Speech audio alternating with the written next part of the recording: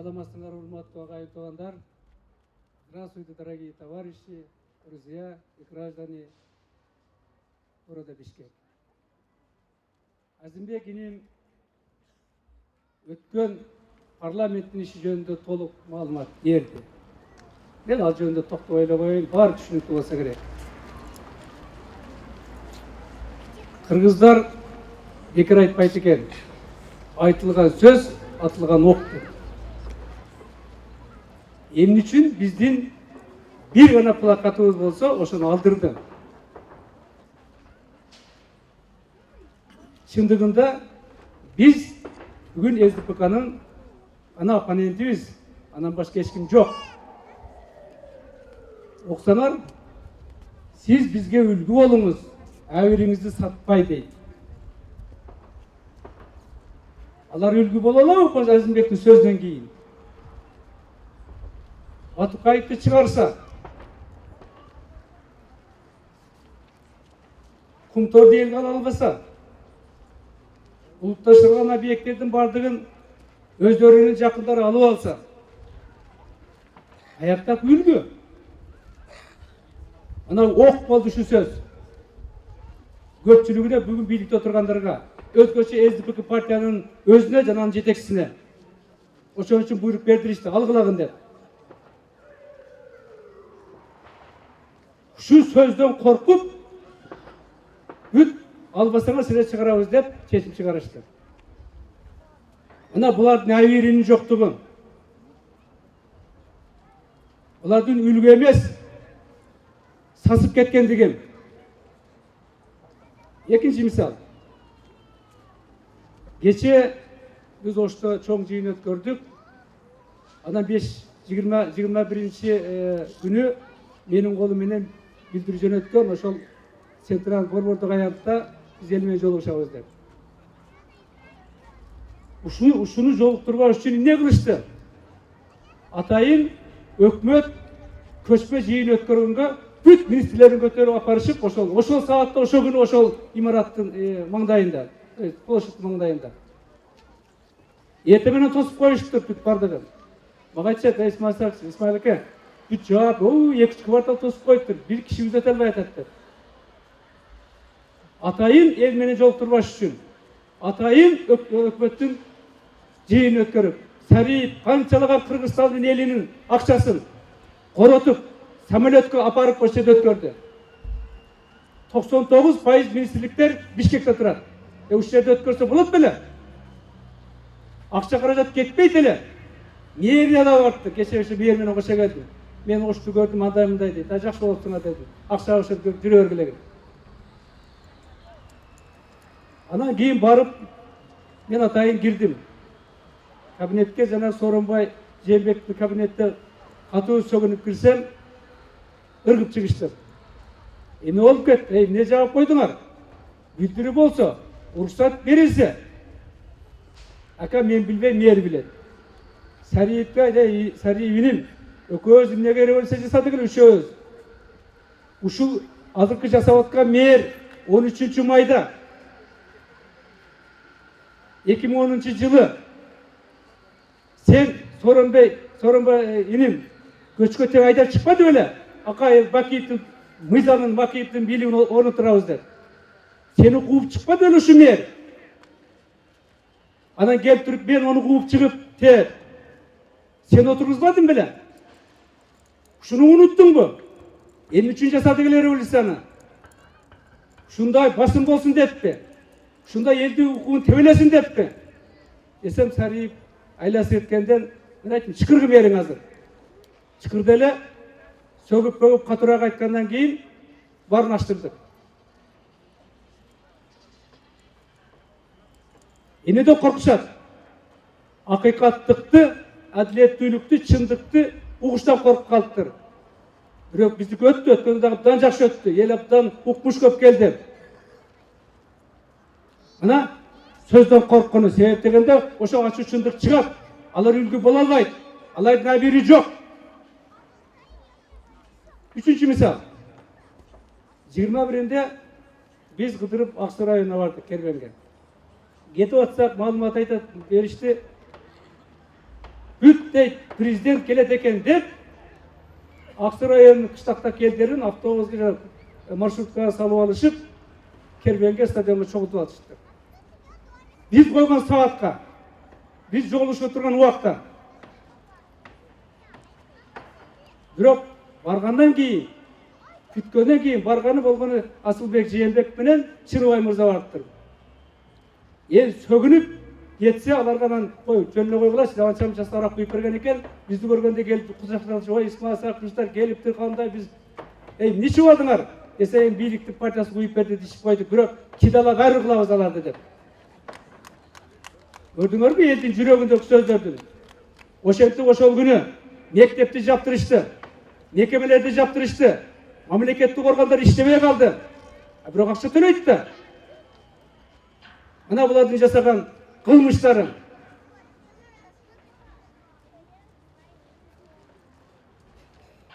Азимбек азыр жакшы нерсени айтып кетти.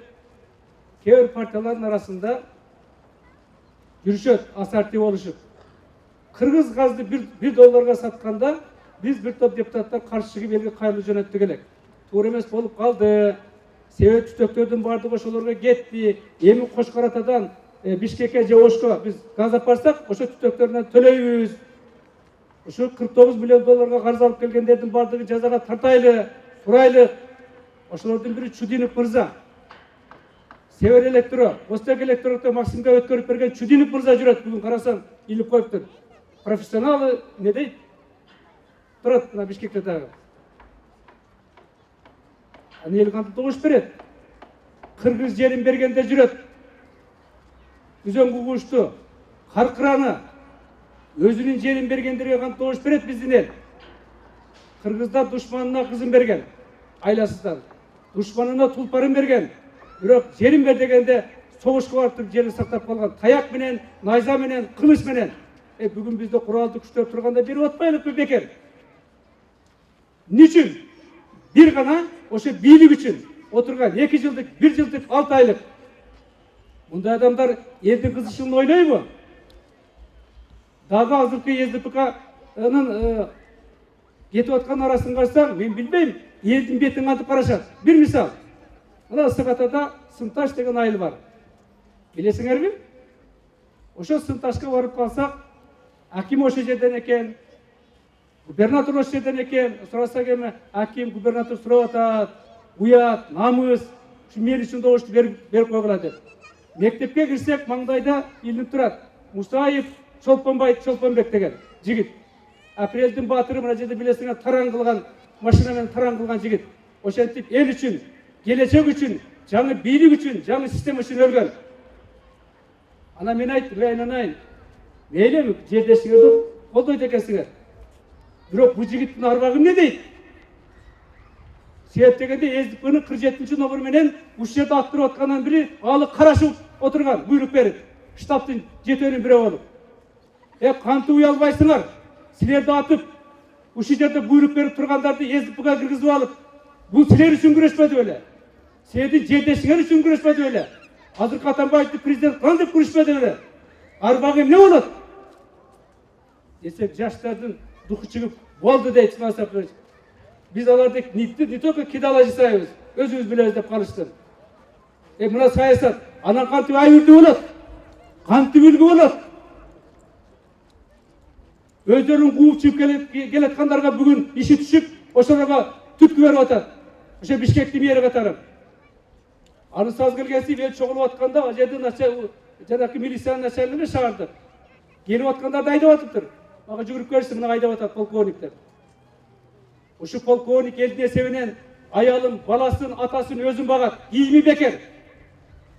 Мына элге илгерки система кетип атпайбы? Эмне өзөң алды? Ушуну бүгүн Сариев, Атамбаев айтса болот, токтоткун деп. Ал айтып атпайбы, таза шайлоо болот деп. Ар бир мугалимге салык салып атат. Мына Бишкектен мен айтпайлы коеюн, бир районунан атасы келди. Мурун дейт Исмаил Сакынович мага адилеттүүлүк үчүн жардам берип койгонсуз, чындык үчүн мени бошоттуңуз эле. Эми дейт, менин кызым 8-класста окуйт. Мектепте, Бишкек шаарынын мектеби, мен айтпайлы коеюн кайсы район деп. Анан мугалим келиптир, класс жетекчиси. Атын айтып, үйүңдө канча добуш бар десе 3 деп айттым дейт. Айтып тургузду. Анда айтып койчу атайыныңе. Мега 10 добуш алып келген СДПКга деди. Эгер алып келбесе мени жумуштан айдаймын деп жалдыраптыр. Мектептин мугалими кызга, окуучуга.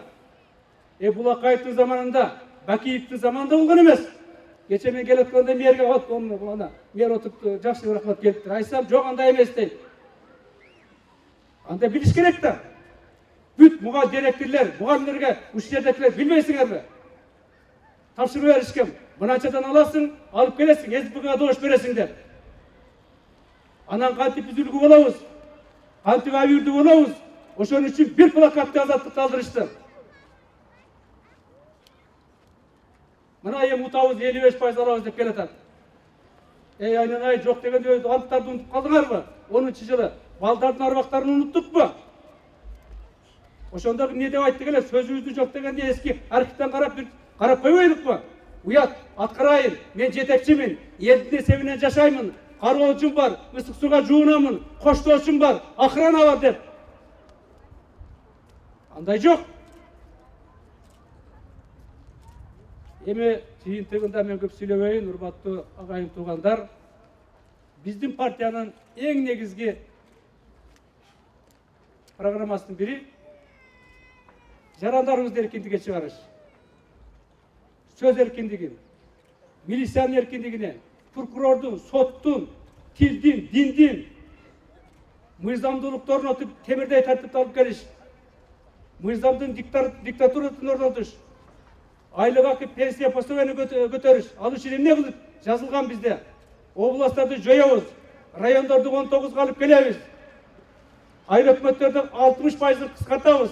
Ayın hükümetli, miyerdi, hakimdi, tüz el şaylap alıp gelebiz. Oşalarga birlikte beremiz. Karşı meselesini, kadr meselesini. Buna büyük meyer özünün kadrını şaylay albaydı. Ministerle şaylay. Anan kayıtlıp jergilikte özünü başkarı olsun, özünü başkarı olsa, özünü bilmese, program akçası yok olsa, anın 80% keter. Memleketlik büyüyecekler. Oşa üçün joldarыбыз оңалбайт. Musurlarыбыз толуп кеткен. Булардын колун байлап алып туруп, айтып атабыз. Эгерде мусорду тазаламасаңар, айдайбыз деп. Эмнеге айдайт? Акчасы жок болсо. Чөнтөгүнөн беребиз. Айтар үчүн экинчи жагын караш керек да. Мен кандай камсыз кылып атамын? Мен эмне бердим буларга? Булардын күчү жетеби? Акчасы барбы? Эч нерсе жок. Зато коркутат. Мына ошол ордун үчүн корккондон баарын жасашат. Кой. Мен жок дегенде буйругун аткарып коеюн. Булар өлсө мусор болсо бола берсин деп. Айласы жогуна. Мына Азаттык партиясынын программасы дагы айтып кой. Эркиндикке чыгарыш, мыйзамдуулуктун диктатуралыктын орнотуш, элдин турмушун жыргалчылыкка алып келиш. Жыйынтыгында 4-октябрда ар бирибиз бийликтин ээси катары бир гана жолу сезебиз. Мен бийликтин атасымын. Мен бийликтин чокусундагы булагымын. Менин колуман тагдыр келечек. Баламын, небиремин, кызымын тагдыры чечилет деп. Эгерде ошо баларыңарды, кыздарыңарды, небиреңерди, өздөрүңөрдүн, атаңардын тагдырын карасаңар, эстесеңер, 4-октябрда сезимиңер башкача болот. Эгерде күн тамакка кичинекей бир 6 айлык, 1 жылдык, 2 жылдык бийлигиң алдансаң, балаңын, кызыңын, жана башка тууганыңын, анда 5 жылдын ичинде өзүңөрдүн шорыңар 1 январдан жазынан тартып бааларда көтөрүлөт. Бир нече сомдун баркы 100 сомго чыгып, 120 сомго чыгып кетип чыктымал. Себеби дегенде биз ошондой тупикке кирип алдык өзүбүз. Токто десек болбойт, кой десек болбойт, тыгышты. Ким жооп берет ага? Пенсия пособие ошо ойдон эле калды. Көтөрө албайт. Кээ бир айтып атыптыр, биз де пенсияны 3 эсе көтөрөбүз деп. Көтөрө албайт. Себеп дегенде бизде 5000 пенсия болса, 3 эсе көтөрөлсө 15000 сом. 15000ди 500.000ге көбөйтсөң пенсиялар саны 50 миллиардка жакын сом. Кыргызстандын бюджети болгону 100 миллиард сом. 50% эле пенсияга берсек, жолубуз, мусорубуз, айлык акы, анда өлдүк да, таштандын арасында жашап. Мына ошондой партиялар кетип атышат катарынан. Мен аларды айтпай эле коеюн. Азимбек иним баарын тизмелеп берди. Ошондон Кыргызстан эри бүгүн ойлонгула. Ойгонгула. Көзүңөрдү ачкыла. Келечек үчүн bir гана партия бар. Ушулардын баарын оңдотуп, тизгиндеш. Бул Азаттык партиясы. Мен официально могу сказать, что только Азаттык партия поставит на свое место и сделает нормальную жизнь для граждан Кыргызстана. Чоң рахмат укканыңарга, суроо болсо жооп беребиз. Рахмат. Сурооңуздар болсо бериңиздер. Суроо барбы? Жок экен.